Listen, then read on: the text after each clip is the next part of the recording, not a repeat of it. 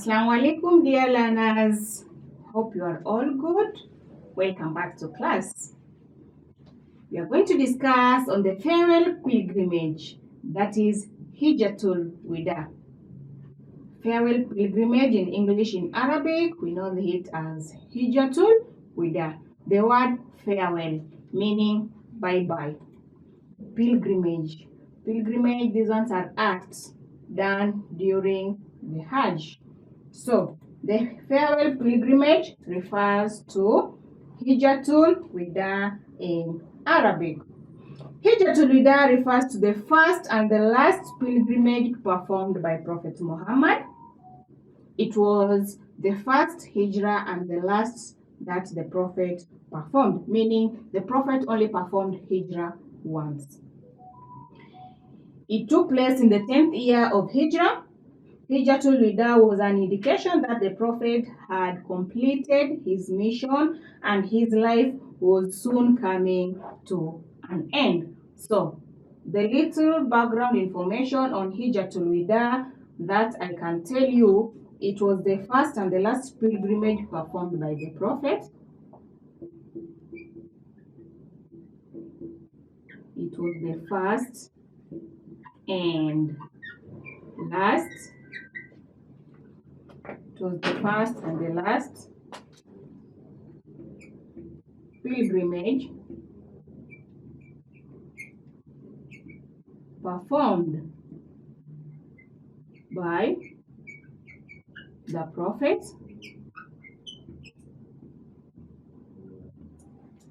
The first and the last pilgrim performed by the Prophet. It was the last sermon. Hijjatul Wida was the last sermon that the Prophet gave to his people.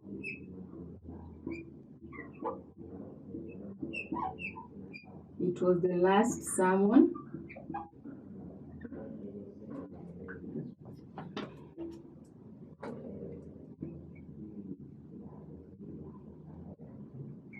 The last sermon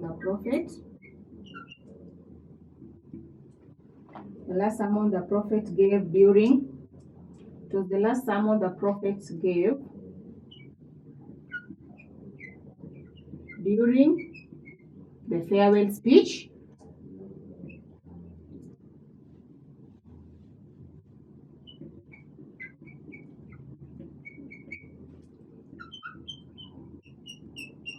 During the farewell speech. As I've said, it took place in the 10th year after Hijrah.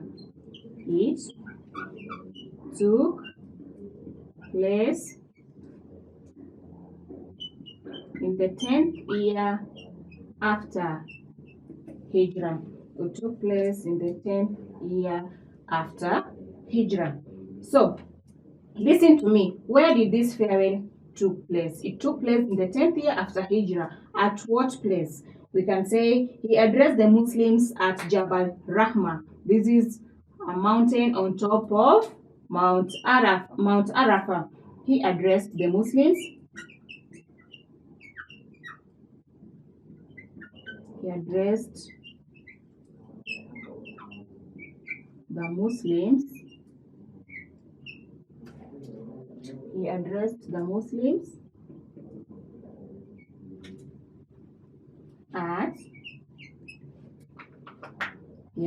Muslims at Jabal Rahma.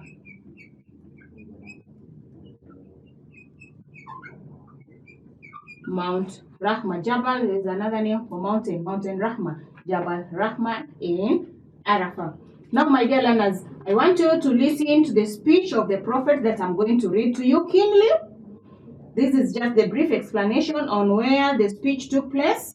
It was the first and the last pilgrimage performed by the Prophet. It took place in the 10th year of Hijrah and it took place at Jabal Rahma. That was the last speech the Prophet gave to the Muslim. After that year, the Prophet did not perform any other Hajj or any other Umrah.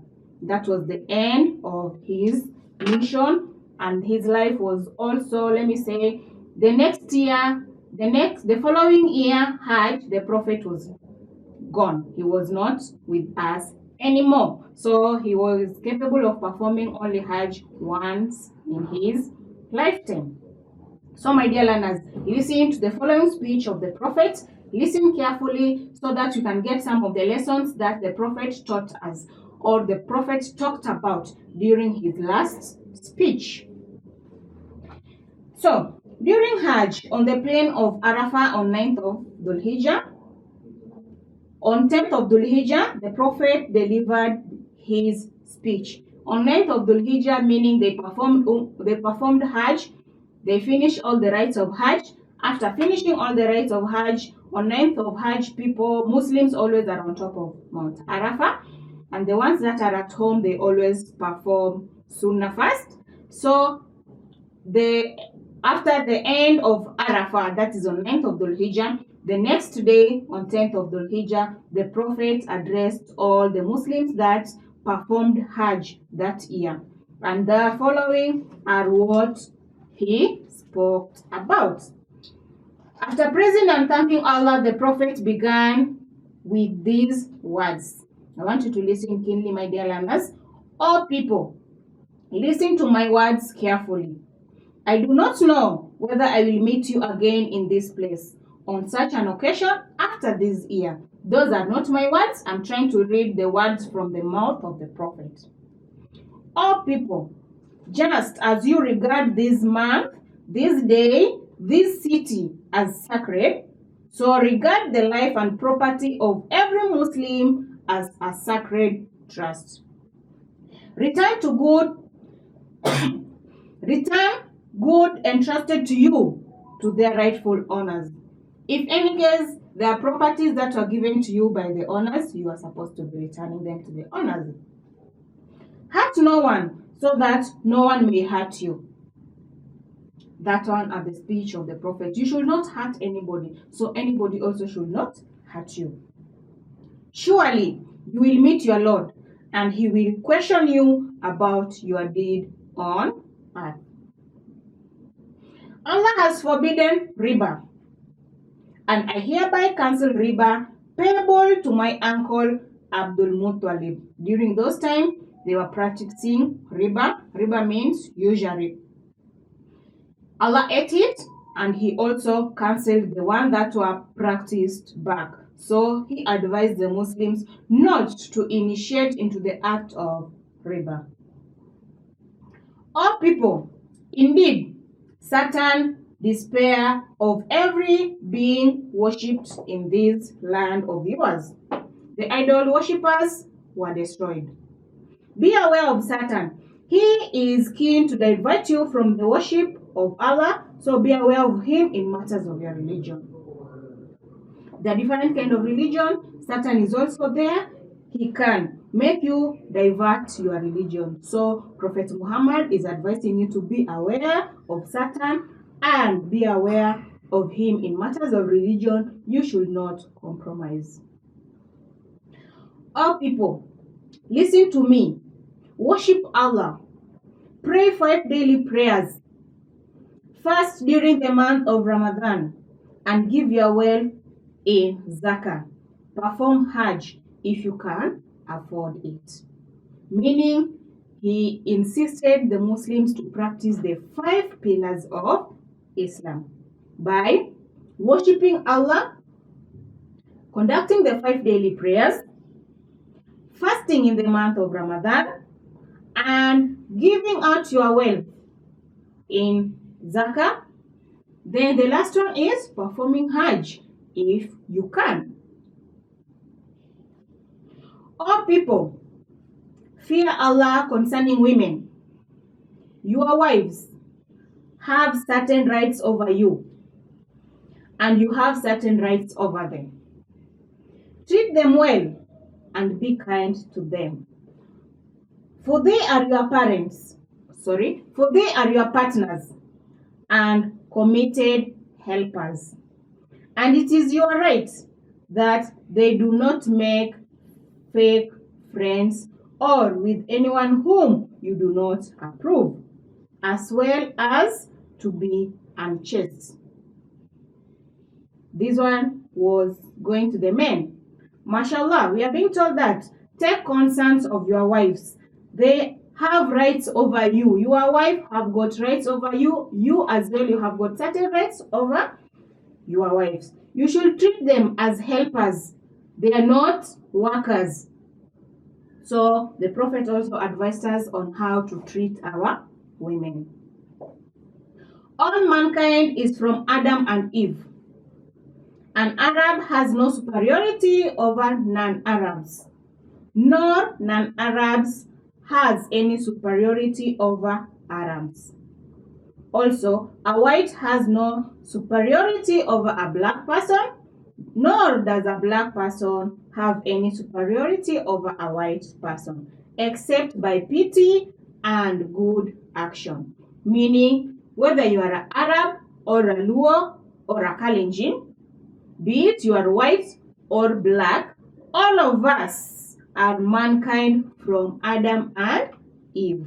We are all equal in front of Allah, except for our own good deeds and the pity we have at heart. That differs. All people, listen carefully. The speech of the Prophet still continues. All believers are brothers. You are not allowed to take anything belonging to other Muslim unless they give it to you willingly. You have the right to ask. You don't grab somebody's property. We are all brothers. Do not, therefore, do injustice to yourself. Remember, one day you will meet Allah and answer about your deeds here on earth. So, be aware, do not go astray from the path of righteousness after I'm gone. The Prophet is advising you, be aware, you should not go to the wrong path after he is gone. All people, no prophet or apostle will come after me, and no new faith will be born. All people, reflect my words. I leave behind me two things. If you can adhere to them, you will never go astray. The book of Allah, that is Quran, and my Sunnah, the hadith of the prophets. Those are the two things the prophet left behind. So let those who are present convey this message to those who are absent. Meaning those people who are present at Hajj during that time, they were to convey the message for those people who are absent. And that's why the message is still reaching us, whom were not there during the time of the prophet. Then the prophet asked the people, have I conveyed a message to Allah to you? They replied in one voice, yes, you have. The prophet then said 3 times, O Allah, be a witness to this. O Allah, be a witness to this. O Allah, be a witness to this, that already he has conveyed his mission and his mission was complete. So when the prophet had finished the speech, the following revelation came down. Today I have performed your religion for you and have completed my favors upon you and have chosen Islam as my deen.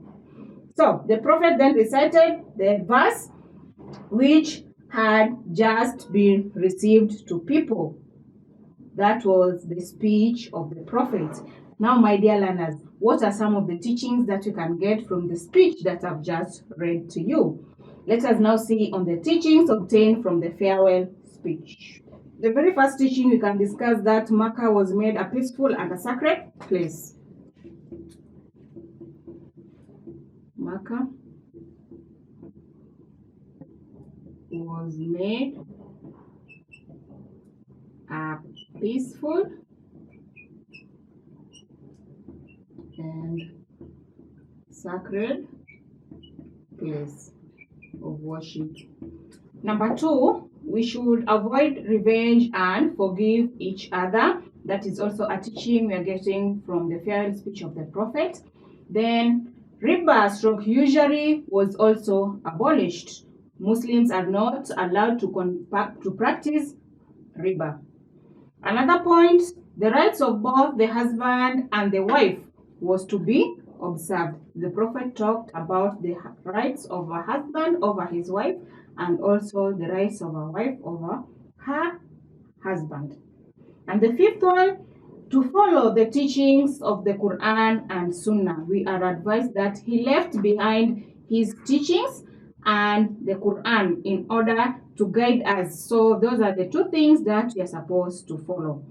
Our next point is to observe the pillars of Islam. The Prophet also spoke on observing the pillars of Islam in his farewell speech. He also advised the Muslims to avoid injustice. That is my point 7 there. We should always practice just. We should always be just. We should avoid injustice. And then another point is women were given the rights to inherit from their relatives. Before that, remember the women's or grandchilds who had no right of inherit any property from their parents. But the Prophet elaborated on that. The women were given the rights to inherit from their relatives. The other point, another teaching the Prophet also spoke during his speech was we should treat people equally irrespective of the tribe or religion. When he said there is no superiority between the whites or the black or Arabs and non-Arabs. All of us are from Adam and Eve. At the last point, my dear learners, the Prophet advised us to live peacefully with one another. We should live peacefully with one another in our society. Until then, my dear learners, bye-bye.